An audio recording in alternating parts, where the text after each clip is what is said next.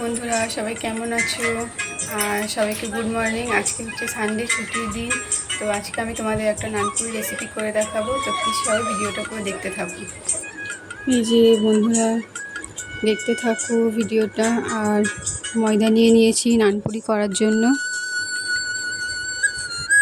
তো আমি কোনোদিনও নানপুরি করিনি, আজকেই প্রথমবার করছি। তো দেখো কেমন হয় কমেন্ট করে বলো, কিন্তু চেষ্টা করছি করার। তো এই যে প্রথমে চিনি দিয়ে নিচ্ছি,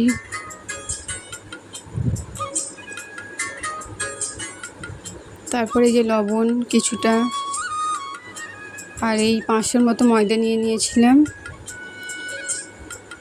কিছুটা চিনি আর লবণ দিয়ে নিয়ে এলাম প্রথমেই। তারপরে এতে টক দইও দিতে হবে। তো আজকে ছুটি ছিল বলে ভাবলাম যে এটা করি, না হলে একদমই সময় থাকে না। সকালে উঠে রান্না বান্না করতে হয়, আমার মেয়ে স্কুলে যায় সাইনাজ। এই যে টক দই দিয়ে নিলাম 3 চামচের মতো।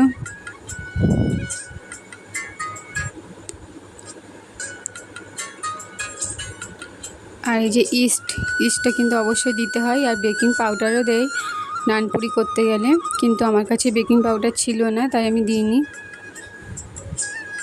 পাইনি বলে। আর এই যে ইস্টটা দিয়ে নিলাম কিছুটা।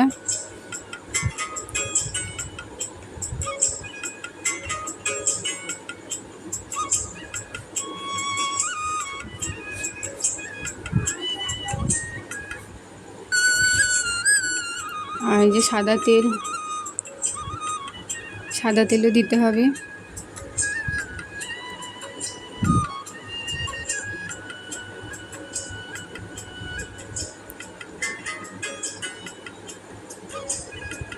তো সাদা তেল দিয়ে নিলাম, তারপর এটাকে ভালো করে মেখে নিতে হবে, আর উষ্ণ গরম জল দিয়ে এটাকে মাখতে হবে।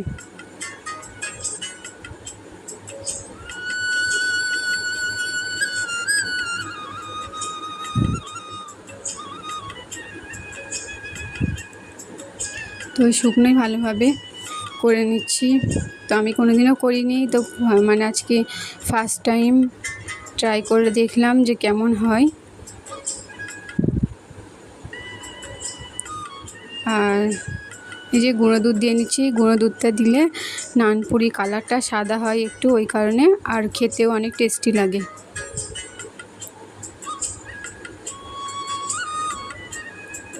তো মোটামুটি সব কিছুই দেওয়া হয়ে গেছে।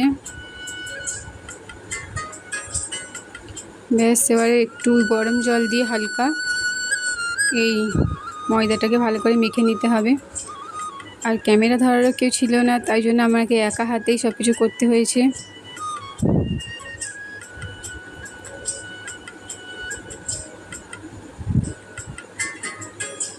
তো দেখতে থাকো বন্ধুরা। আর কোথা থেকে দেখছো তোমরা আমার ভিডিও কমেন্ট করে জানিও প্লিজ।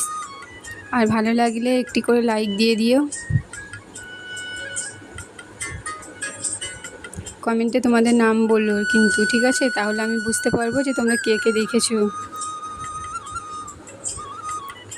যে গরম জল দিয়ে ভালো করে মেখে নিলাম। তো আজকে আমি একটু আমার শ্বশুরবাড়ি যাব। আমি তো আমার শ্বশুরবাড়ি থাকি না, আলাদা জায়গায় থাকি। তো আজকে যেতে হবে, তো ওই জন্য রান্নাবান্না করবো না। এই শুধু পুরিটা করে নিচ্ছি, নানপুরি আর তরকারি, ছোলার তরকারি, ব্যাস। খাওয়া দাওয়া করে সব কিছু গুছিয়ে গেছে নিয়ে চলে যাব।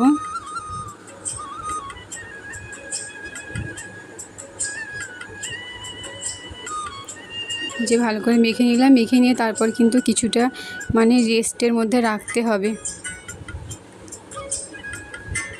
তারপর এই ডোটা ওপরে একটু হালকাভাবে তেল লাগিয়ে নিতে হবে, রিফাইন অয়েল। তারপর এটাকে ঢাকনা চাপা দিয়ে 1 ঘন্টার মতো রেস্টে রাখতে হবে, যাতে এটা একটু নরম হয় আর এটা কিন্তু ফুলেও যায়। তো আমার হাতে সময় অনেক কম ছিল, তাই জন্য বেশিক্ষণ রাখতে পারিনি। তো এই যে দেখো বন্ধুরা, অনেকটাই নরম হয়েছে। আমি ওইখানে যাব বলে অনেক তাড়াহুড়ো করছিলাম, ওই কারণে। এই যে ডোটা তৈরি করে নিয়েছি, গোল্লাগুলো একটু বড় বড় করে মানে গোল্লাটা কাটতে হবে, লেচিটা। পুরি বেলে এই যে পুরি ভাজা শুরু করে দিয়েছি। আর একটু মোটা হলে তবে নানপুরিটা ভালো লাগে। আর যে ছোলার তরকারি, কাবলি ছোলা হয়নি আজকে, তা ওই কারণেই। এই যে তরকারি পুরো কমপ্লিট হয়ে যেতে আমার সাইনাজকে আগে দিলাম যে তুমি কতটা পারো খাও। তো ব্যাস, তারপর ও খেলো, আমরাও খাওয়া দাওয়া করলাম। খাওয়া দাওয়া শেষ করে বাসন টাসন মেজে নিলাম। আর এই যে এখন রেডি হয়ে গেছি যাব বলে আমার শ্বশুরবাড়ি। আমার শ্বশুরের আজকে খতম আছে, পড়া আছে। তো কেমন লাগলো